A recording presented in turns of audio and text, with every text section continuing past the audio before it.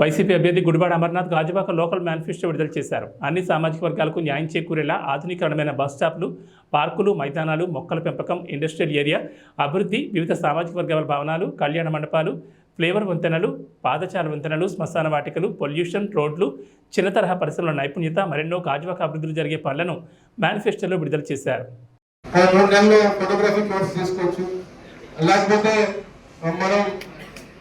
Video editing కానీ లేకపోతే cell phone సంబంధించినటువంటి రిపేర్ యాక్టివిటీ కానీ ఇలా రకరకాలైనటువంటి యాక్టివిటీస్ ని ఈ వొకేషనల్ కోర్సెస్ ద్వారా మనం వారికి పెంపొందిస్తే డెఫినెట్ గా వారికి మంచి జరుగుతుంది అనేటువంటి అభిప్రాయం ఉంటుంది.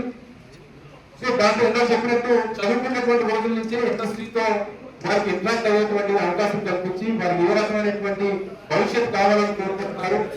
ఎంటర్ప్రినర్షిప్ మీద వారికి ఆలోచన ఉంటే మా 10 నిమిషాలు ఆగమ్మా ఆ లెవెల్